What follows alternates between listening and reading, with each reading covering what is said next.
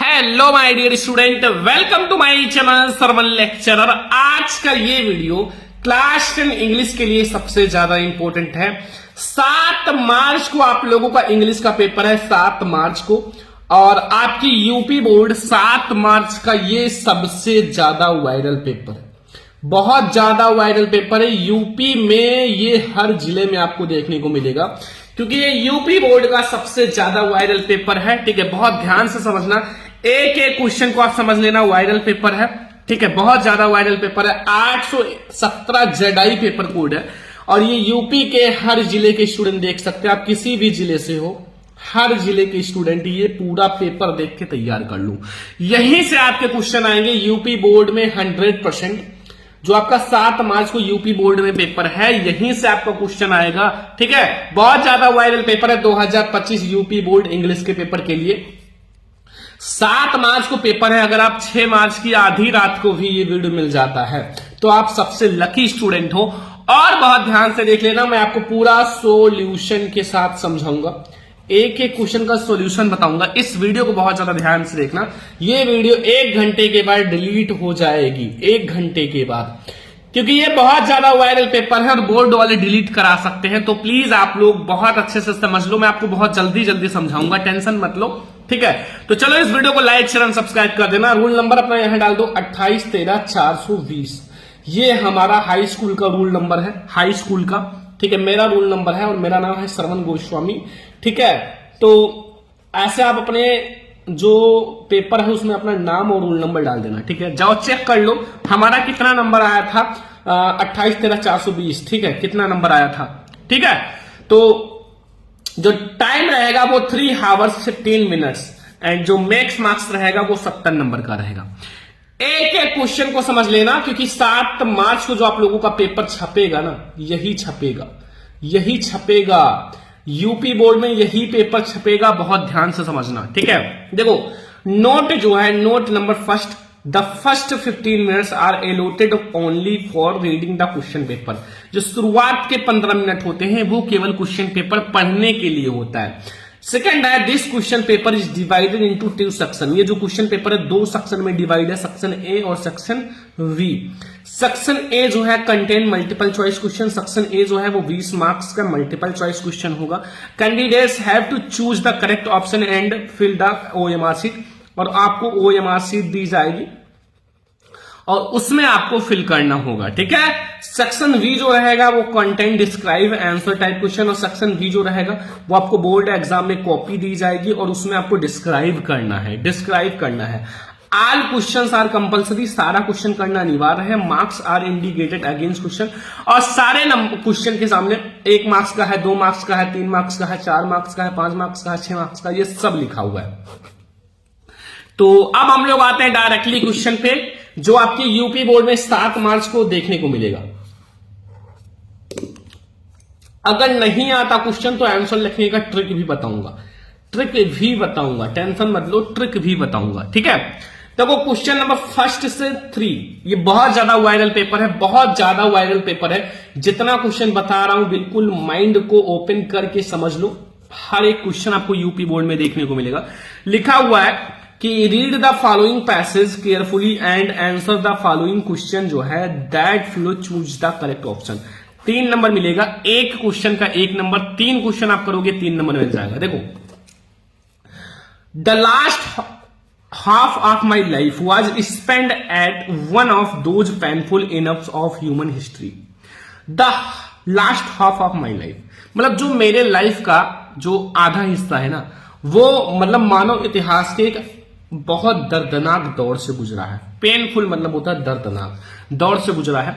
During which the world seemed to be getting over. ठीक है, मतलब ड्यूरिंग, उस दौरान जो वर्ल्ड है ना, वर्ल्ड यानी कि जो मतलब संसार है वो मतलब पूरी तरह से और मतलब खराब होता जा रहा था। ठीक है, where past victories which had seemed to be defined. तो मतलब जो पार्ट्स यानी कि जो पार्ट्स के विक्टरीज हैं, जो विजय है, वो व्हिच सीम्ड टू डिफाइंड, जो मतलब एकदम अच्छा प्रतीत हो रहा था, मतलब बिल्कुल सही प्रतीत हो रहा था। हैड टर्न, वो टर्न हो गया out to be only temporary, और वो क्या हुआ, वो अस्थाई मतलब अस्थाई सिम मतलब प्रतीत होने लगा। When I was young Victorian, जब मैं एक यंग विक्टोरियन था, ओपिनियंस वॉज, जो आशा है, टेकन वॉज गारंटेड, ठीक है, it was thought that freedom and जो प्रॉपर्टीज है would spread guaranteed thoughtful the world by and orderly progress and it was hoped that curly trainee and injustice would can defied, मतलब ये सब जो है अत्याचार एंड इनजस्टिस ये सब जल्द ही समाप्त हो जाएगा, ऐसा प्रतीत हो रहा था। तो देखो ये आप थोड़ा हिंदी मीनिंग आप निकालना, ना भी निकाल पाना तो थोड़ा कोशिश करना निकालने का, ठीक है। फिर आप देखना क्वेश्चन को चुटकियों में करोगे। देखो इसमें पहला question, the author is failed, मतलब जो ऑथर महसूस कर रहा था, sad about the later parts of his life, मतलब जो ऑथर है, जो यहां जो राइटर है, ऑथर है, लेखक है, वो सैड महसूस क्यों कर रहा था अपने पार्ट्स लाइफ का, जो अपना बीता हुआ जीवन है उसमें। तो he was noting about his childhood, नहीं। The world has not been profess, नहीं। The author had not one any first Victorian, नहीं। The world was painful disturb during the period of time, ये सही है भाई। डायरेक्टली आपके इसमें लिखा हुआ है कि इस पीरियड में जो वर्ल्ड था वो पेनफुल था, बहुत दर्दनाक था, तो ये पेनफुल वाला आपका सही है। देखो अगर एक दो अक्षर मिल जाते हैं तो वो सही होता है।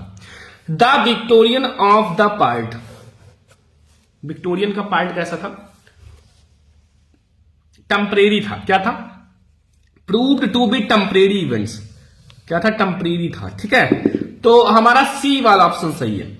अगला, the word defines use to the passage meanings, तो इसका मतलब होता है, मतलब जो इसका मतलब होता है, क्या होता है, इसका मतलब होता है अंतिम, डिफिनेटिव मतलब होता है अंतिम।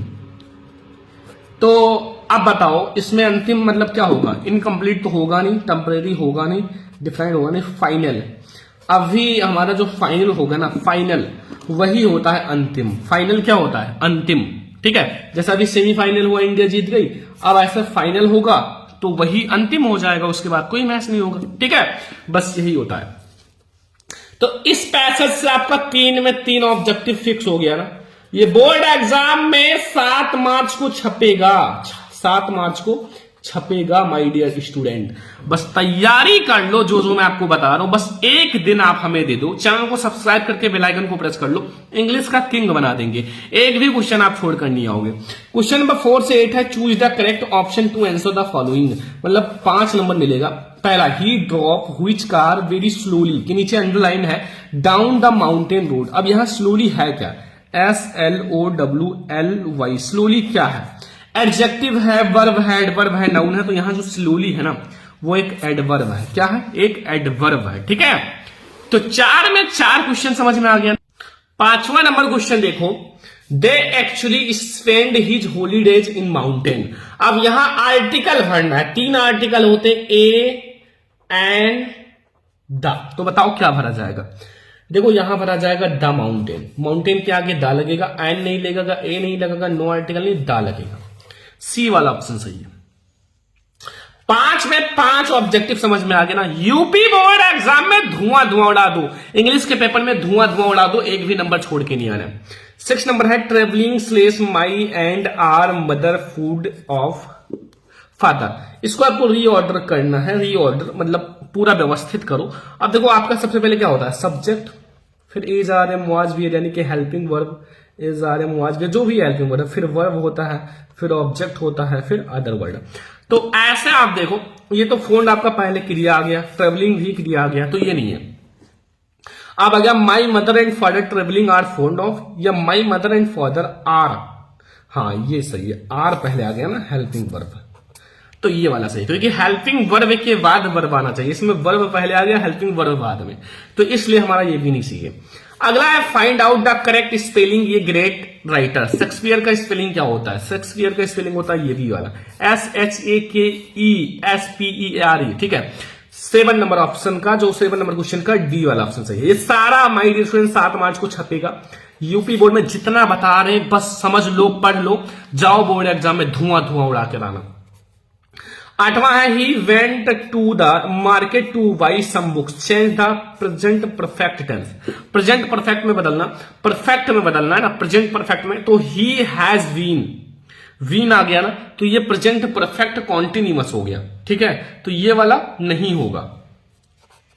वाज तो बिल्कुल नहीं होगा, गोज भी है तो प्रेजेंट आ गया लेकिन इनडिफिनिट। अब he has gone to the market, ये सही है, वीन नहीं है ना, तो इसलिए ये हमारा सही है, he has gone to the market to buy some books. तो ये हो गया 8वां नंबर का। 9 नंबर क्वेश्चन और 10 नंबर आपको मिलेगा read the passage given below and answer the question. 2 number मिलेगा, इस पैसेज को पढ़ के आंसर दो। देखो, इमीडिएटली यानी कि तुरंत, Lencho went up the window, Lencho जो है विंडो की तरफ गया, and asked paper and ink, और पेपर और इंक को मांगा, on the public writing table, जो पब्लिक का एक राइटिंग टेबल होता है वहीं बैठकर लिखने लगा। ही स्टार्टेड टू राइट, लिखने लगा, with much wrinkling of brow, और वो गुस्से में था, caused by the effort he had to express his ideas, अपने आइडियाज को जो भी उसके मन में था उसको एक्सप्रेस किया। व्हेन ही फिनिश्ड, जैसे वो खत्म किया, he went to the window, window के पास गया, टू बाई ए स्टाम्प, एक स्टाम्प खरीदा, और व्हिच ही लिक्ड, और उसमें जैसे जो लिक्ड मतलब चाटना या फिर थुक लगाया, and them fix to album with ये ब्लो ऑफ फर्स्ट, और उस एल्बम में रख दिया। The moment the letter fell into the mail box, और मेल बॉक्स में लेटर को डाला। The post master went to open, और पोस्ट मास्टर ने उसको ओपन किया। इट्स सैड गॉड, भगवान, of my money that I asked for only 70 pieces reached, मैंने आपसे 100 पीसेज मांगा था लेकिन मुझे ओनली 70 पीसेज ही मिला। Send me to rest since I need much, और मुझे प्लीज और जो बचे हुए हैं उसको सेंड कर दो, मुझे बहुत ज्यादा जरूरत है। तो इसमें क्वेश्चन देखो, the moment the letter fell into the mail box who went it open, तो इसको किसने खोला था, डायरेक्टली लिखा हुआ है कि post master went open it, तो पोस्ट मास्टर ने खोला था। डायरेक्टली क्वेश्चन में ऐसे अंधा व्यक्ति भी पहचान जाए, तो पोस्ट मैन ने, कलर के नहीं, पोस्ट मास्टर ने खोला था, पोस्ट मास्टर ने। How much money Lencho get, Lencho को कितना पैसे मिले, ये डायरेक्टली यहां मैंने देखा 70 पीसेज, 70 पीसेज, तो डायरेक्टली भाई सब कुछ लिखा है, पैसेज में सब कुछ लिखा रहता है, ऐसा कुछ भी नहीं होता है कि आपको ना समझ में आए, हर एक चीज आपको समझ में आना चाहिए, ठीक है। अब 3 क्वेश्चन और रहेगा, देखो 3 क्वेश्चन और रहेगा, 11, 12, 13, based on your understanding of prose lesson, जो प्रूज के लेसन है, choose the correct option to answer the following question. 3 number मिलेगा, प्रूज के लेसन से रहेगा। देखो, democracy election were held in South Africa and Mandela become the first black president of new nation, तो कब बने थे मंडेला जो है फर्स्ट प्रेसिडेंट, कब, 1990 में, 1994 में, कब बने थे, 1994 में, ठीक है, तो ये सब गलत है, 1994 में बने थे। नेक्स्ट क्वेश्चन आ जाओ, Annie get a little depressed because, Annie जो है को एक लिटिल डिप्रेस्ड था because she can not talk all, नहीं ये भी नहीं है, ठीक है, उनका एक रियल फ्रेंड नहीं था, तो she does not have a real friend, C वाला ऑप्शन सही है, उसके पास कोई रियल फ्रेंड नहीं था, ठीक है, ये सी वाला ऑप्शन सही है। जितना क्वेश्चन बता रहे हैं कान खोलकर सुन लो भाई, 7 मार्च यूपी बोर्ड में छपेगा, पूरा ध्यान से समझ लो, मैं आपको एक एक क्वेश्चन समझाऊंगा आंसर के साथ। Mahseer is a large fish found in fresh water, Kaveri में, कहा, कावेरी। नेक्स्ट आ जाओ, थोड़ा जल्दी जल्दी समझते हैं। 14 से 15 question, read the following extend answer the following. 2 number, some say the world will end fire, बहुत सारे लोग कहते हैं जो विश्व है उसका जो मतलब अंत होगा वो फायर से होगा, यानी कि आग से, और बहुत सारे लोग कहते हैं बर्फ से होगा। From what I have tested desire, I hold with those favour fire, ठीक है, तो some people says that the world will end fire, ठीक है, fire.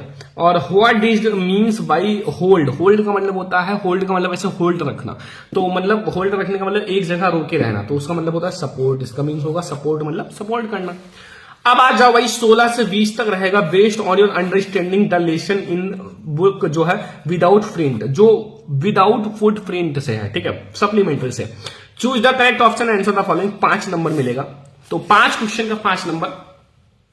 At the clinic the doctor gave tricky, clinic में जो डॉक्टर ने tricky से क्या कहा, नो फूड फॉर 2 days, सी वाला ऑप्शन सही है, no food for 2 days। Hari Singh did not know how to cook but he told would, जो है cook because he wanted work and food, वो क्या कर, उसको मतलब वर्क यानी कि काम की जरूरत थी और खाना ही, इसलिए उन्होंने कहा था। 18 नंबर ऑब्जेक्टिव है, it was not at the difficult for Horace to break open the safes, क्योंकि he had spend his life with ये सेफ लॉक्स, उन्होंने अपना लाइफ जो है स्पेंड कर दिया सेफ लॉक्स में। तो ये सी वाला ऑप्शन से जितना समझा रहे हैं समझ लो, क्योंकि बस दो आपका पेपर में यही सब छपेगा, बस ये समझ लो। What did Ebright start collecting childhood, अपने चाइल्डहुड में एवराइट ने क्या कलेक्ट किया, बटरफ्लाइज, क्वाइंस, स्टाम्प्स या आल दोज, तो आल दोज सभी चीजों को कलेक्ट किया था। What is the real name of भोली, भोली का रियल नेम क्या था, भोली का रियल नेम सुलेखा था। तो यहां से 20 में 20 ऑब्जेक्टिव समझ में आ गया ना, एक भी ऑब्जेक्टिव ऐसा नहीं है कि आपको ना समझ में आया हो।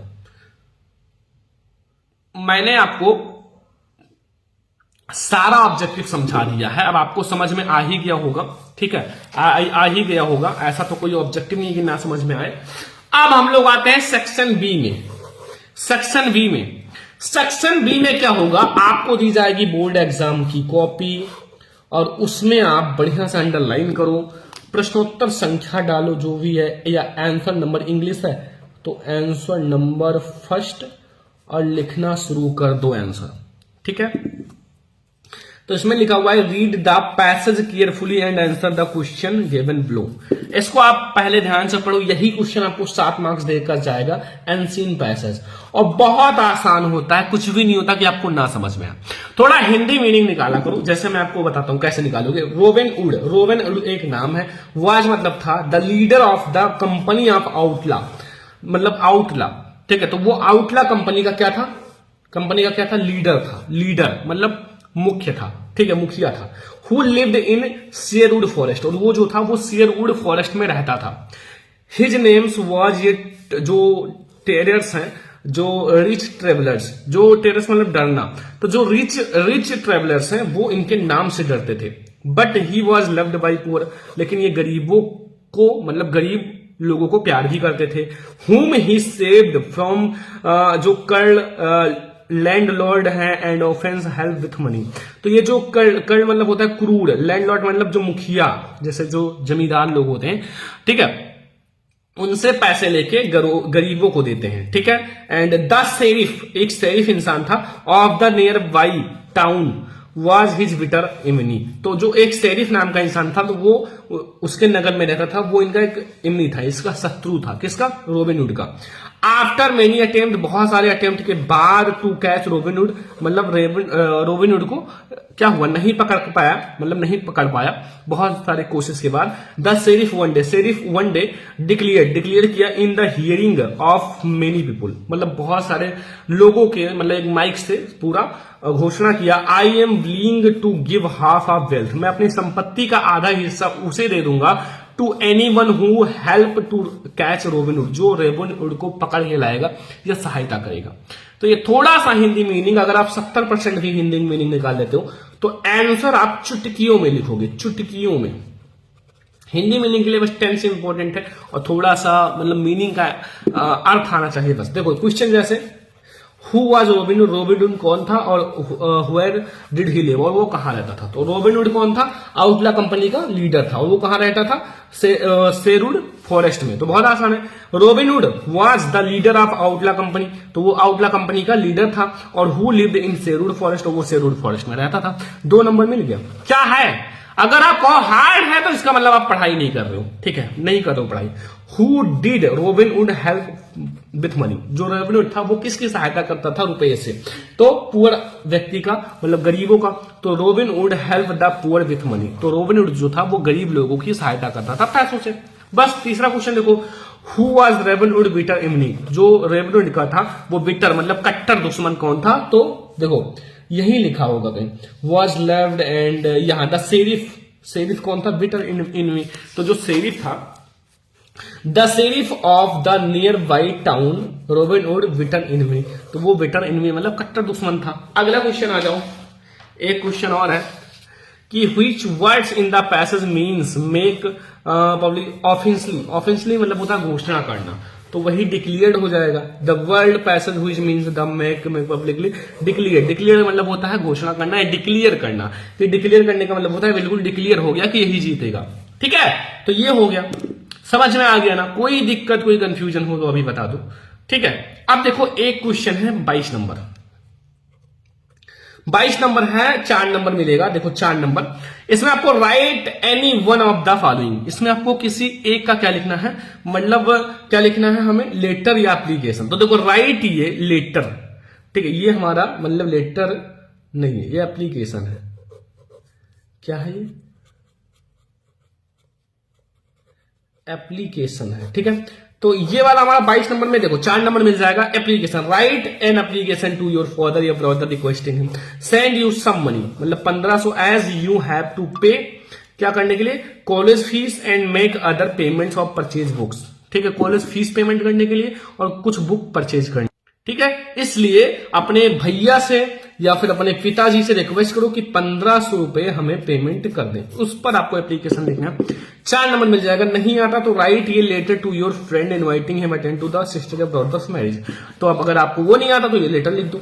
इसका मैं लेटर और एप्लीकेशन का एक अलग वीडियो लाऊंगा, जिसमें आपको लेटर लिखने का तरीका, एप्लीकेशन लिखने का तरीका ट्रिक के साथ बताऊंगा, ताकि ये आपका ना छूटे। ठीक है, तो वो नेक्स्ट वीडियो अभी आएगी 1 घंटे बाद ही।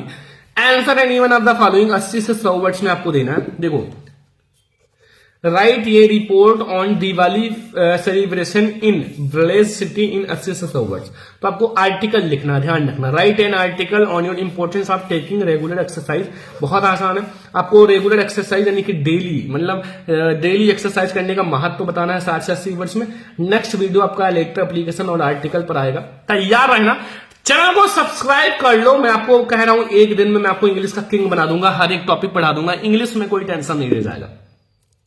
और ये जो मैंने बताया है ये आपका 7 मार्च को छपेगा इंग्लिश के पेपर में, ये छपेगा 7 मार्च को, लेटर भी छपेगा और ये एप्लीकेशन और ये वाला आर्टिकल तो भाई 101% गारंटी आएगा रेगुलर एक्सरसाइज पे। तो बस तैयार रहना, बस मैं बता दिया हूं, तैयार रहना। और हम लोग आगे देखते हैं। Revise the following sentences in change indirect. The teacher said to me where are you going. बहुत आसान है यार, मतलब इनडायरेक्ट में आपको, ये डायरेक्ट है, इसको इनडायरेक्ट में चेंज करना है बस। देखो ये इंट्रोगेटिव है, तो व्हेयर आ गया, व्हाट, व्हेयर, व्हाई, ये सब आ जाएगा क्वेश्चन वर्ड पहले, तो कॉमा इन्वर्टेड कॉमा के स्थान पर यही रख देते हैं। और साइड टू के स्थान पर आस्क्ड हमेशा प्रयोग किया जाता है। इंट्रोगेटिव में आस्क्ड का प्रयोग किया जाता है साइड टू के स्थान पर। तो देखो द टीचर, मैं आपको हर एक टॉपिक समझाऊंगा, टेंशन मत लो। द टीचर आस्क्ड मी, ठीक है, आस्क्ड मी। व्हेयर यहां लगाओ, व्हेयर को ऐसे रख दो एज इट इज। यू जो है वो सेकंड पर्सन का प्रोनाउन, मी से बदलेगा, आई हो जाएगा। और ये प्रेजेंट में है, पास्ट में बदल जाएगा, वॉज गोइंग। बस मिल गया 2 नंबर, मिल गया 2 नंबर। और ये बहुत ज्यादा इंपॉर्टेंट है, यूपी बोर्ड में छपेगा। Change into the passive voice, he always helps me, ये तो इनडिफिनिट है, मतलब प्रेजेंट इंडिफिनिट पास्ट में बदलना है। तो देखो नहीं पास्ट में नहीं, प्रेजेंट में है, तो इंडिफिनिट में मतलब प्रेजेंट में इज आर एम लगेगा, इज आर एम लगेगा। तो देखो मी आपका आगे आ जाएगा, तो आई हो जाएगा सब्जेक्ट में, एम लगा दो, एम के बगल ही ऑलवेज लगा दो, क्योंकि ऑलवेज आए तो इसी के बगल ही लगाना।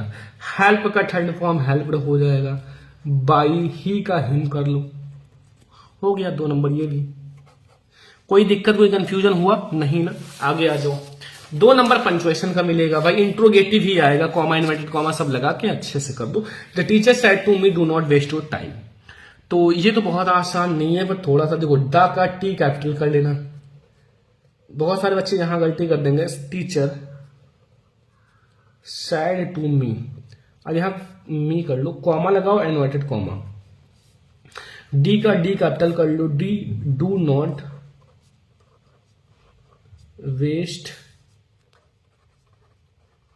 योर टाइम,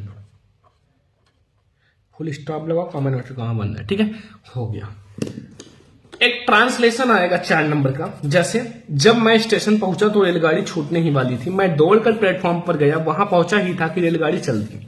गाड़ी ने शीघ्र गति पकड़ ली और एक मूर्ख की तरह मैं प्लेटफॉर्म से जाते हुए देखता रहा बाहर। देखो ट्रांसलेशन की ट्रिक मैं आपको नेक्स्ट वीडियो में बताऊंगा, क्योंकि ट्रिक के साथ बताना जरूरी है। देखो ये तो चेंज हो जाएगा सेम ऐसे, तो ट्रांसलेशन में भाई कुछ ना कुछ चेंज हो सकता है, सेम या फिर कोई और चीज कर सकता है। तो ट्रिक बता दूंगा, तो कैसो भी आ जाए आपको, वो तो बिल्कुल समझ में आ जाएगा ना, कैसो भी चीजें आ जाए। अगला आ जाओ भाई, आंसर आपको 30 से 40 वर्ड्स में देना है। 2 क्वेश्चन का 6 नंबर मिलेगा, 3-3 number. What is the greatest wealth of a nation Mandela opinions. Mandela के अनुसार जो नेशन राष्ट्र का सबसे महानतम संपत्ति क्या है, और नहीं आता तो ये कर लेना, why did not like to be called child. ठीक है, लेकिन आएगा जो ये 7 मार्च को यही छपेगा, तो इसी का आंसर मैं आपको बताऊंगा। तो मंडेला थिंक्स, मंडेला सोचता है that the greatest real wealth, जो मतलब सबसे ग्रेटेस्ट महानतम रियल और वास्तविक वेल्थ मतलब संपत्ति ऑफ ए नेशन, किसी राष्ट्र का, इट इज पीपुल्स, जो उन राष्ट्र के लोग हैं वो हैं, दे आर फाइनर और ट्रूथर, अगर वो अच्छे लोग हैं, और ट्रूथर मतलब सत्य है, तो द प्यूरेस्ट डायमंड, तो वो सबसे प्यूरेस्ट मतलब शुद्ध डायमंड है, बहुत शुद्ध है, क्योंकि अगर वो सच्चे हैं और अच्छे हैं तो। अगला है what does Anne Frank say about his father grand mother in diary. तो एनी फ्रैंक ने अपने फादर, पिता और ग्रैंड मदर के बारे में डायरी में क्या लिखा। एनी फेड, एनी महसूस करती थी दैट हर फादर, जो उनके पिता थे, मोस्ट एडोरेबल फादर, सबसे प्यारे पिता थे।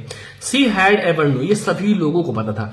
But any had confide, any ने एक चीज और कन्फाइड किया था इन हर डायरी, अपने डायरी में, दैट की नो वन, किसी को नहीं पता, सी थॉट हर ग्रैंड मदर, वो अपने ग्रैंड मदर दादी के बारे में कितना सोचती हैं, एवर आफ्टर डेथ, उनकी मृत्यु के बाद भी, how much see loved her, और कितना ज्यादा अभी भी प्यार करती थी जबकि उनकी दादी की मृत्यु हो गई थी।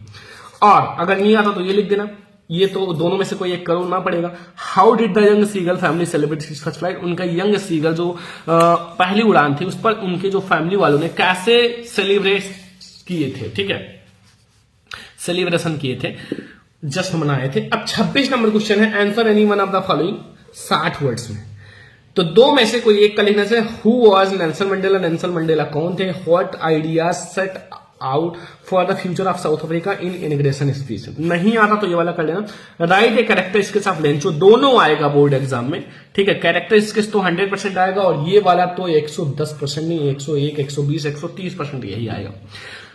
देखो, जो 7 मार्च को इंग्लिश का पेपर है, सब कुछ छपेगा, सब कुछ छपेगा, बस तैयार कर लो। Answer, Nelson Rolihlahla Mandela 18 July 1918 December 2013 was South African politician and evection, और on April 1994 he made the first president of South Africa. तो वो फर्स्ट प्रेसिडेंट 1994 में साउथ अफ्रीका के बने थे। इलेक्टेड इन फुली रिप्रेजेंटेड डेमोक्रेसी इलेक्शन। ठीक है, पूरा अच्छे से इलेक्शन हुआ था।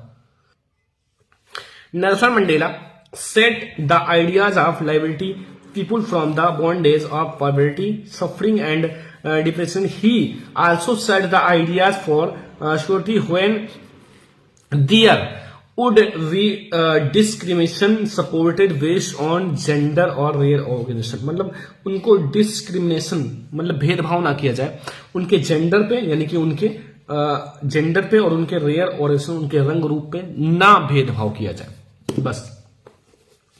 अब देखो, अगर आपको why does Amanda wish to be mermaid, इस पे या फिर हमेशा 4 लाइन का पोएम लिखना, दोनों में से कोई एक करना है। तो right A 4 line poem, do not copy question paper. तो ये वाला लिख देना, द वे ये करो soup down on me the dust of snow from a hemlock tree.